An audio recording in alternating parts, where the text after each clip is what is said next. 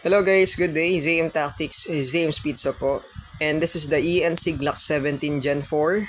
Full metal slide, polymer grip. So as usual naman, yung Glock talaga is polymer grip. And even sa mga real steel na Glock. Yan, metal slide with complete trademarks. Meron din tayong under railing for flashlight and laser attachment. And naka white dot na front sight and non-adjustable rear sight. So itong mag catch natin is reversible sa kabila. If you are a left-handed users, pwede natin itong ilipat sa kabila. Okay?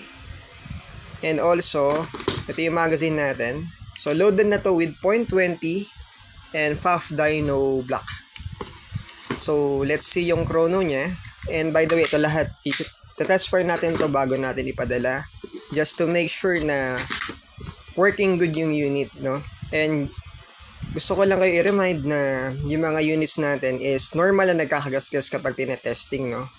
So, normal yon. Wag lang sobrang laki, guys. As in, yun talaga, maiisipan mo na second hand yung nabili nyo. Ito, fresh from the box test fire natin using .20. Firing, 4 shots. 343, 344, 338, yan, 334. And ayan, kapag wala ng bala, nag-lock yung slide niya.